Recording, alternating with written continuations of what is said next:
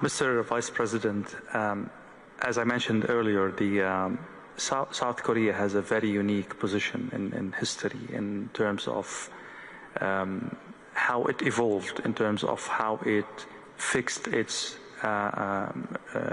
wrongs and mistakes and fixed its history.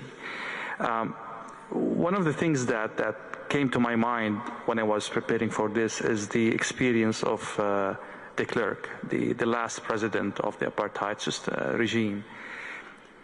The thing is that he made himself part of the change, and that saved South Africa a lot of blood and destruction and chaos. What lesson can be drawn from this history when a regime or a state or an idea hits a wall? How can you advise these states or these regimes to change the same way South Africa changed? Well, de Klerk is not a good example because he was defeated. He was forced to come to the table by the masses of our people. He didn't come voluntarily.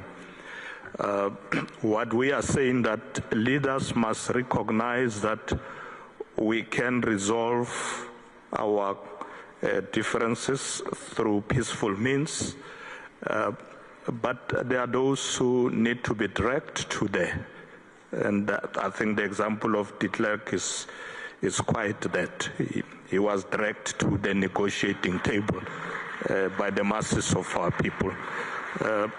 And we were quite happy once he came. He had no option.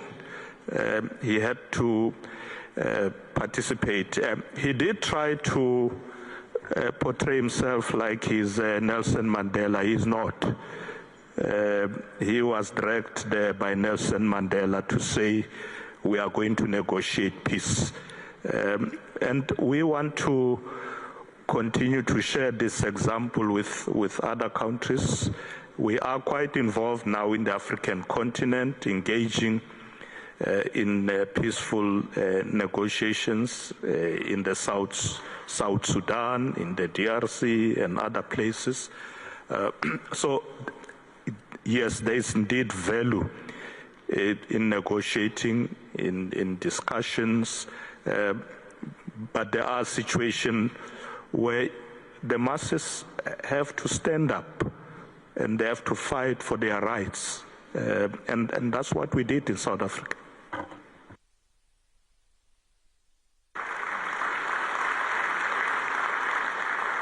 Mr. President, you were shaking your head when we were exchanging this question.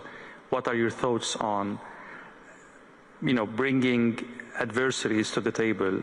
Does it require, is defeat a prerequisite for dialogue, or we can, bypass this phase and go to dialogue? And there are so many crises in the world that cannot afford a victorious Well, I have to say here that Nelson Mandela is one of my greatest icons, my greatest hero. I think he's an inspiration. He was put in prison for many years.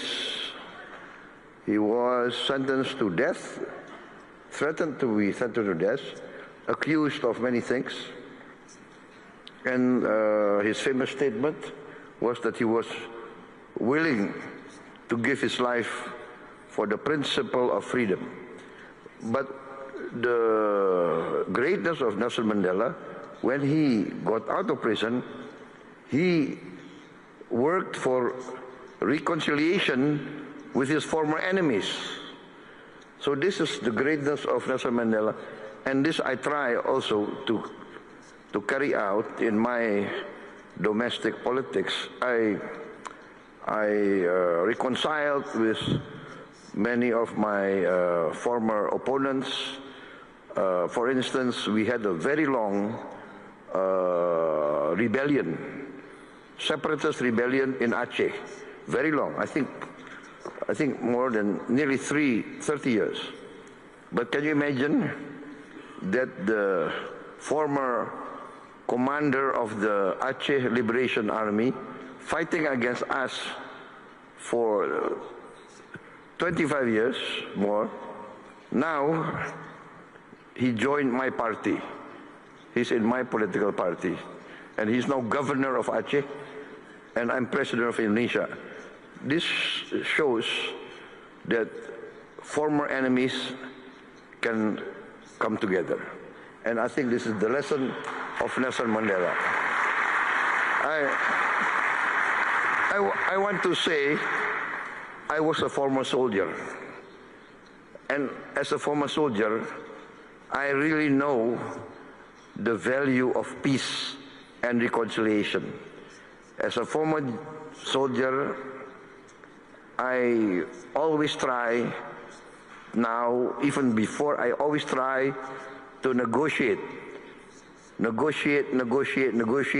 Better to talk than to kill each other. This is my position. Always talk, always negotiate.